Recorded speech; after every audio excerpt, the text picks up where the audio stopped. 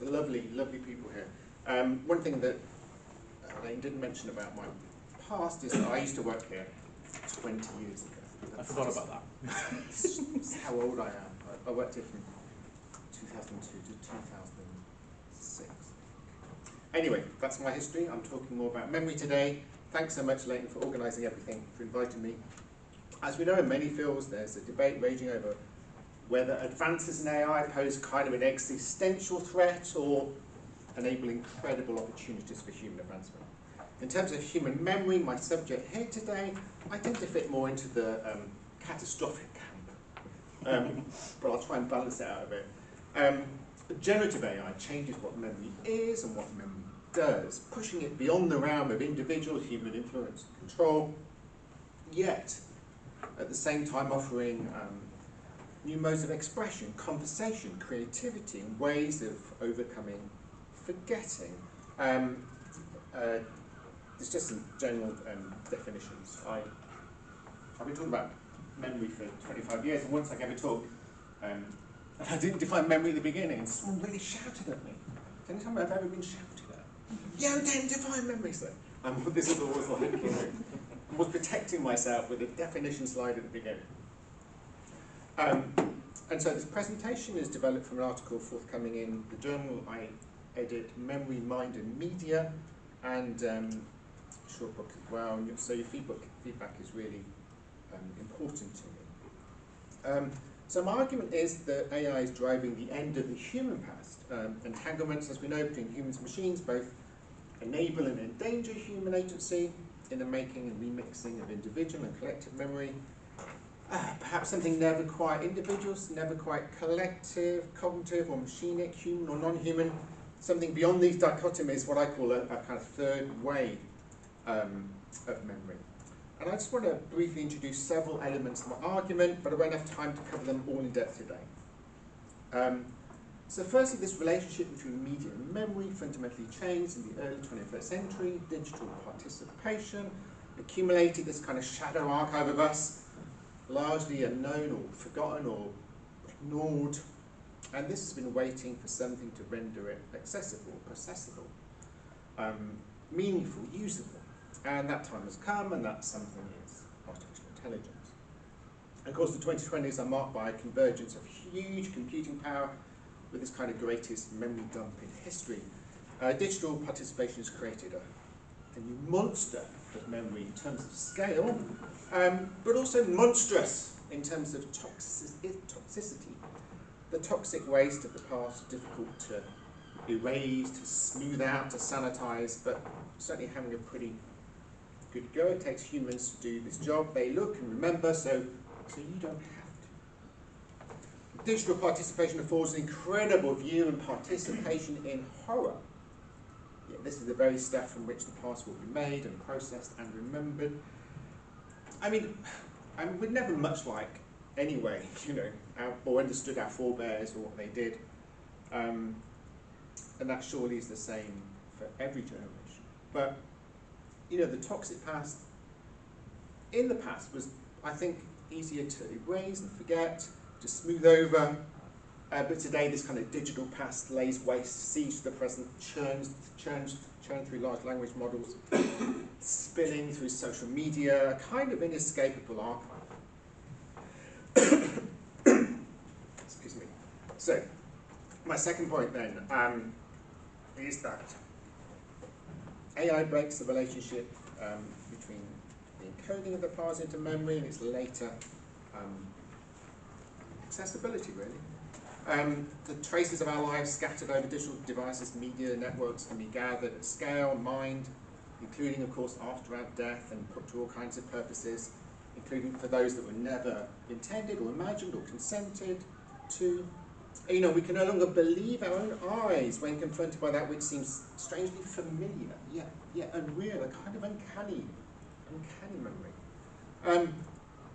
Thirdly, and I'll talk more about this today, the idea of recording everything and the pursuit of some kind of eternal memory has long been seductive.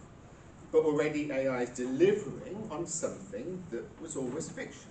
If only we could record everything, that gives us power and control. Fourthly, There's a deadbot memory boom. Chatbots of you, be these audio or avatars created by consent, which may offer kind of comfort to the bereaved and assuage trauma, or deepfakes that are not, bring the living and dead into new relationships. Which brings me to my fifth feature. The proliferation of deadbots will smash the generational boundaries of memory, revolutionising even the capacity to redefine the memory of the lifespan of an individual and society. I argue for a third way of memory, to realise how AI offers new context, new form, new imaginaries of the past, and that intersection between human and machine. And these include, of course, new AI tools which can transform images in seconds, yet errors in AI transformers can also produce glitches in images and videos. In both cases, the past that never existed is here. And for me, we need something different in my field with memory, so I'm just going to my phone so I don't talk all day. All of this turns memory studies upside down, inside out, at least it should. We urgently need a kind of different vision of this field to begin to grasp the revolution in what memory is and what memory does. Right, so let me start with digital participation, this fantasy of total memory, the idea of recording everything. Of course, as we enter the digital age, these kind of claims about eternal memory became louder. So here's something from 2009. What is interesting about devices like these is that they never really made it commercially. But over the past 2 years, with the development of chatbots and underpinning transformer AI tech, the fantasy and fiction of total memory is more the reality. And there's this kind of whole new AI industry that is really kind of grappling with harnessing and rewinding and extending memory. So we've gone from this to this. Rewind.ai is more for business, but it has the same logic of recording everything. And of course, Microsoft, increasingly there is an AI-driven vision of the past as something we don't need to remember. The fully automated capture of the past is something taken further by personal.ai, which offers a digital version of you. So this service is promoted more as a kind of personal memory machine than Rewind.ai. Personal.ai kind of works through creating, they say, a kind of time-bound structured data set called a memory stack, made up of memory blocks. Each block is a unit of data in your life that's associated with a specific time, certain people, certain context, certain emotion, which are connected to this kind of stack. And I spoke with Suman Kanuganti, who's the founder and CEO of Person.ai. And to quote him, he says, "It's almost like an automated database that is spinning for you behind the scenes. The goal was to automate it to a degree where people don't have to worry about it." So both Rewind.ai and Person.ai built on this idea of AI of you that is created from data and information you feed it to allow for it to be fed. What all this adds up to is a deadbot memory boom. And I identified two kinds, prospective and retrospective. So deadbot, there's one definition there, AI-enabled digital representation of deceased individual, which is retrospective. Or what I say is an individual with a view to existing beyond their death as prospective. So it is this which is the future of us. Chatbots of you bring the living and dead into new relationships. Services include the recording, storing, and extending individual group memories to AI chatbots, and this has been coined grief tech, and it's got lots of other names as well. And that article is good by Holoneck and others. That's kind of a, it gives us some interesting categories to begin to think through some of these, but they focus on what I would say retrospective deadbots rather than prospective. So some examples then for you. Hereafter.ai, that AI learns from you so that once you are no longer here, your loved ones and others can have conversations with you as a chatbot. The Everly app, and I've spoken to the founder of this, founded Everly as a kind of funeral care home service following the untimely death of his brother. So, some of these examples I'm skipping over is kind of, a bit superficial, a bit startup-ish. But others are not. Others are really, really serious and very embedded in very different kinds of existing kind of companies and areas of work. So the Everly app is developed by people who work on later life care, funeral services. Another example, not quite a chatbot, but AI is being used to create an image of a future that probably won't happen. For instance, those with terminal illnesses having a picture generated of a future event that they will never experience or see, such as their wedding day. So, again, that's a prospective use of AI to create this imaginary future very, very powerfully, visually, but effectively. So, let me move on to retrospective deadbots. This is how your own digital participation has left in such an astonishing array of images, audio, and video if you scattered to be found, connected, and used to feed generative AI transformer models. And when loved ones pass away, there's increasingly available AI-driven software to enable to recreate what you've lost. So, for example, Madeline Di Figueiredo here tells the story of how she created a chatbot of her dead husband so she could have one final conversation. She fed the software voice notes, cooking tutorials, a voicemail, a birthday video, so an array of her recently deceased husband's digital audio and video traces. And so she had a final conversation with him, with this chatbot. I'm struggling to find words so she could tell me to describe deadbots or chatbots. So in this article, she describes, the kind of amazing kind of shock, if you like, kind of speaking to this voice of a recently departed husband, and yet she describes the kind of emptiness that resulted. So what she did, she forced the machine to regurgitate all the artifacts I'd force-fed it. I deleted every file that I'd uploaded, attempting to erase any trace of this venture to define nature. I removed the software from my computer and even blocked the website that hosted the program to prevent myself from reinstalling it. Not even the glory and promise of AI could overcome grief. In other words, she tries to erase and forget, and a point I'll come on to talk about in a minute. Maybe this is the future that many people confronted with grief will face, given the mass accumulation of all our digital trails, kind of torn between the suffering, the emptiness, absence, the loss of a loved one, or risk rendering a machine version to help fill the void. Another yet much more sinister example of a retrospective deadbot is of some parents who've lost their children in gun shootings in the United States. They've used an AI voice generator to deepfake their dead children's voices for use in automated telephone calls to lawmakers as part of a campaign to push for greater gun control. This may sound like science fiction, but it's the reality of generative AI that's being deployed today to weaponize memory of past voices and images of the dead, remade for the ends of the living. And the deadbot memory beam is just one feature of a trend towards this end of human forgetting. In some ways, the proliferation of versions of ourselves that will persist and develop and change and after our death. And of course, this memory beam raises a huge number of legal and ethical and moral and technological and equality and political questions, including who might be responsible for your deadbot and for how long, what rights do you have, and conversely, how accountable are you, or at least your remaining family, to what the deadbot might reveal about you in your life. And of course, how secure is it in terms of hacking or breakdown and so on. And so the proliferation of deadbots will smash, I think, the generational boundaries of memory, kind of revolutionizing the capacity to redefine, as I said earlier, the memory of a lifespan of an individual and society, upon which very influential work on the sociology of memory is based.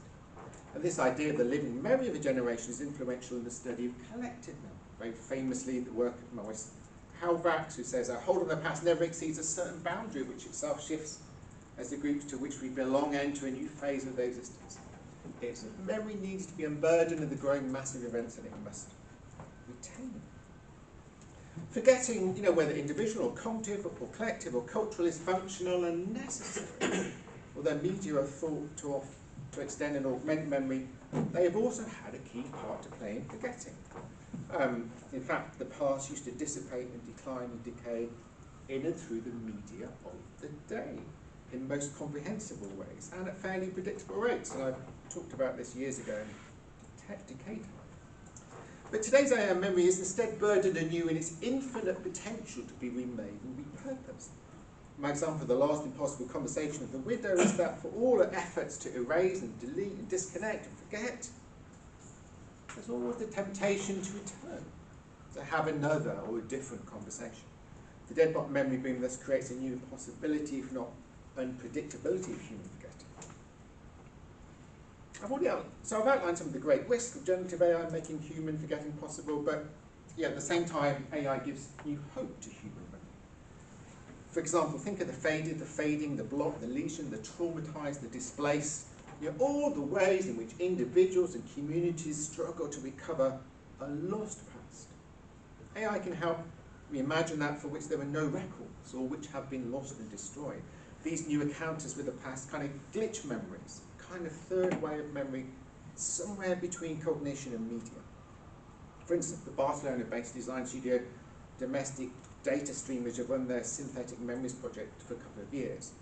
And they use generative AI image models, and the studio works with displaced and immigrant communities to recreate photographs lost when families moved, or even of experiences and events that were never visually documented. A person describes an experience of an event, and an engineer draws on each recollection to write a prompt for a model which generates an image.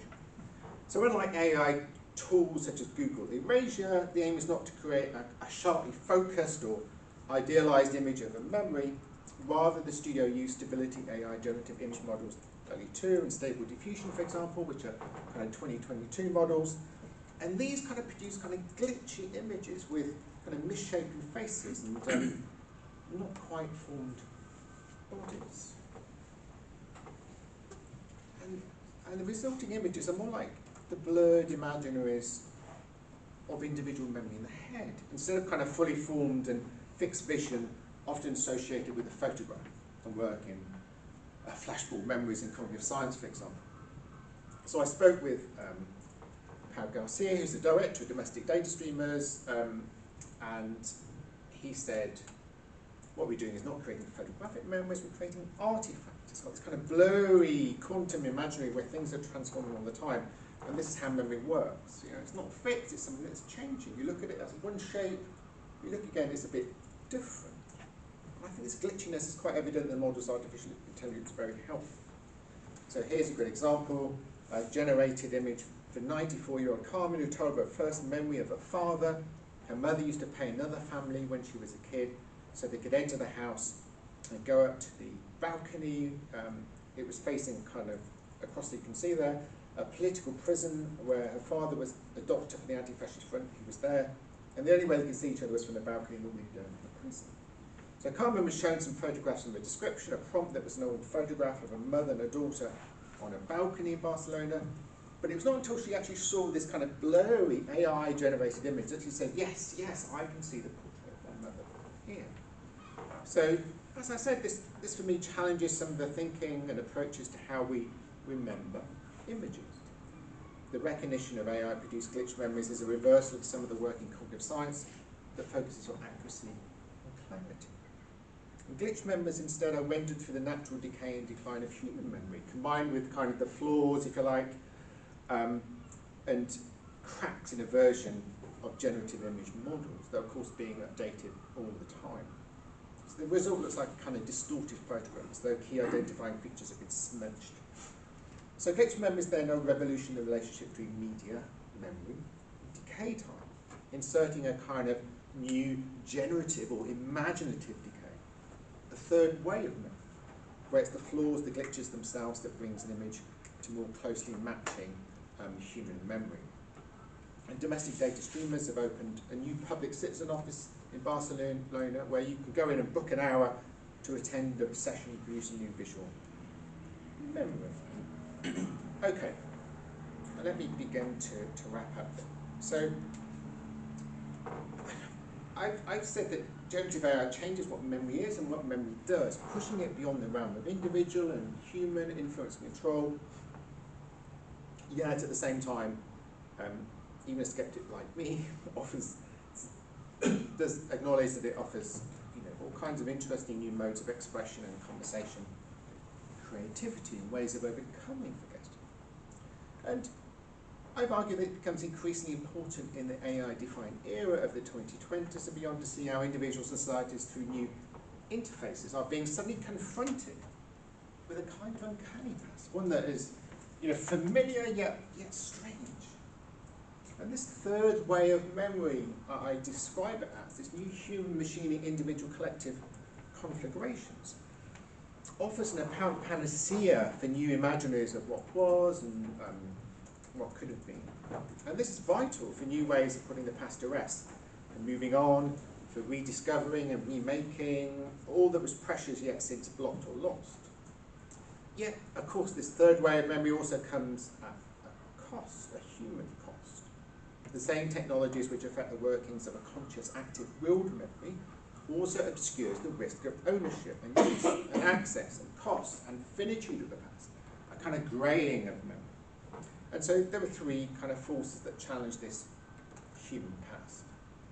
To finish up then. So AI feeds off this super archives of us. Yeah? And I think there's bizarrely not much been written on the relationship between memory and privacy. I've never understood why that is. The past is a perfect place for surveillance. I've argued that we're generating a past that kind of never existed. You think about our digital trails and how they are so easy to be reassembled, reaggregated, reimagined in all kinds of immediate yet complex and inaccessible ways. What is the past of today going to look like in 20 years' time? I think is an interesting question to think about some of these issues. And finally, I've suggested there's a deadbolt memory. Is it the end of human forgetting? Can you imagine a future where there's just, as I put here, the AI afterlife of you will exceed the human life? Okay, I will end there. Thank you so much.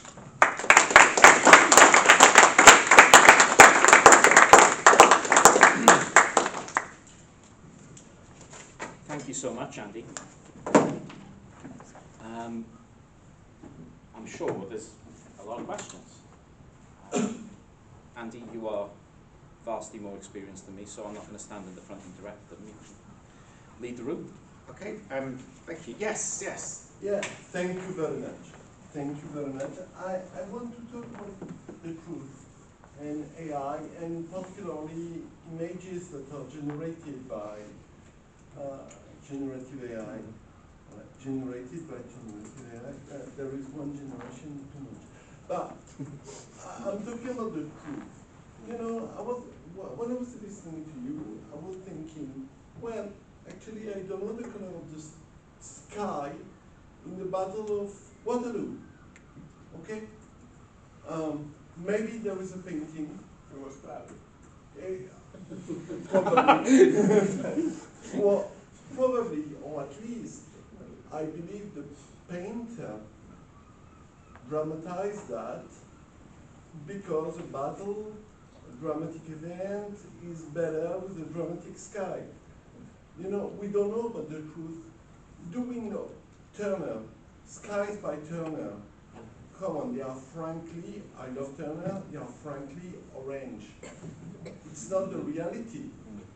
It's beautiful, but it's not the reality. So artists haven't followed the reality for a long time, even when wanting to represent the truth. I'm not talking about impressionist or contemporary art, but when wanting to give a true picture of the reality, they haven't.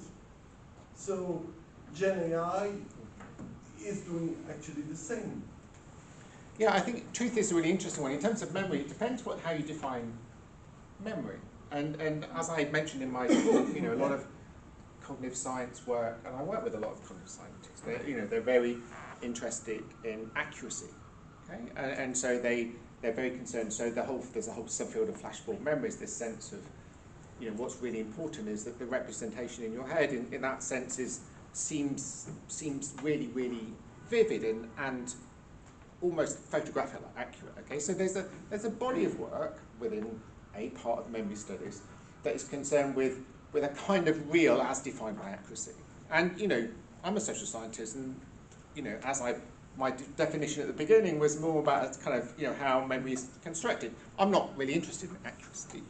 I'm interested in who and how and why events are constructed and reconstructed over time, and who influences that and how, and whether that's human or machinic, and what are those relationships, and who has control over that. That's what I'm interested in. So yes, but part of the idea of reality, of course, depends a large extent on belief. So and there's a whole body of work in memory studies that relates truth, as you put it, to some extent with persuasion and belief. And the visual is absolutely where that battle is. So I'm not sure that's a satisfactory answer, but yeah, thank you for your question. Yes. That was a fascinating talk. So I wanted to ask you about the dead bots, and particularly like the reconstructing self. Yeah. Especially in terms of like the idea of realistic and accurate. Yeah. Which it seems like for a human can exist, right? Yeah. Like we contain multitudes. Sure. And if you're reconstructing someone as she like fed data into it, right? Yeah. You're not just going to drop everyone's chat log in, because then you're going to have a lot of things that might be unpleasant about people and things like that. Yeah. So Absolutely. I wonder if you could talk, and it's not that one is necessarily more accurate, like people can be kind and caring at some moments, Sure. and they can be mean at other moments. Yeah. But I wonder if you could talk more about memory in the terms of like living past AI, when these selves that live past AI become themselves curated by the data that someone chooses to feed into them. Like you might want to choose it to feed in the messages your spouse sent you, but not their messages with like their best friends where they might be complaining about you. Of course, You know what I mean? Because that's probably Yeah. not a part of that person's self that you really want to remember. Of course, I agree, and that's absolutely where the battle is, I think. In terms of, as these technologies are advancing, if that's the correct word, or becoming more sophisticated, is probably a more useful description. Who has the power to control, absolutely, what aspects of that person will respond to you, and that which you've rightly identified, that kind of new battle, if you like, is going on at a number of multiple levels in different societies. So, for example, I've been interviewing survivors of the atomic bombings in Hiroshima, so-called hibakusha, for the past 6 or 7 years. And of course, the living memory of this generation is dying out. Okay, so the average age is 85. Some of the people we've interviewed in the past 3 years have already died. Various cancer-related radiation illnesses, as you can imagine. So in Japan now, there's this big, these people are not going to be around much longer. What are we going to do? And over here, there's all this shiny AI, okay?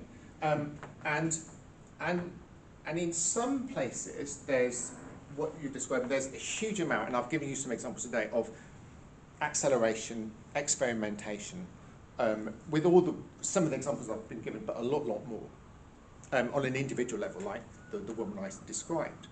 But in other places, like in Japan, it's like, there's this stasis, there's a blockage, because they're too frightened about what various dead bots or chatbots or whatever will get the survivors to say once they're dead or when they're not dead. So what they have done, there is one. If you go online, you can find it. And in terms of what's being fed, and it's not really, it was just before generative AI really kicked off in a big way. And so they got a survivor, and I've interviewed her. She sat there for 3 days and answered question after question after question. And the AI is trained, I think you can ask it 99 questions, but you can only ask them those questions, and it will give the same answers every time. Okay, so very contained, constrained vision of the past about what they want this survivor and what this survivor agrees that she wants to say in the future. And that will never change, okay? But absolutely your point, it seems to me there's the kind of, we're on the tipping point of a Wild West in which, think about the European Digital Services Act. They can't even control Telegram, for goodness sake, social media. They've got no chance with AI, no chance, I don't think. Not at the level, the sophisticated level to regulate so that various representations of us in chatbot form or whatever form will be saying all kinds of things as if they were us now and in the future. And that's where we're at. And so you raise such an important set of questions, but where are we going with that? I really don't know. But you're right, absolutely. And I guess the example I gave, the woman's article in the New York Times, she's really interesting in the sense that she just fed it a little bit and asked her dead husband, if you like, just very specific questions before she said, just the voice. It was not what he said so much. It was the fact that it was his voice. Yeah. So it's not just about content. It's about that sense of believing in a reality that this sounds like my husband talking to me. Sorry, I'm just. I know there's a few other questions. Yeah. But any more? what we'll do is, can we hold that? Sorry. Please, absolutely dominate Andy's time during lunch, because we're going to move on to Phil. Don't give Andy any time to eat or drink or relax or anything like that, because that's what he's here for, right? Thank you. Thanks a lot.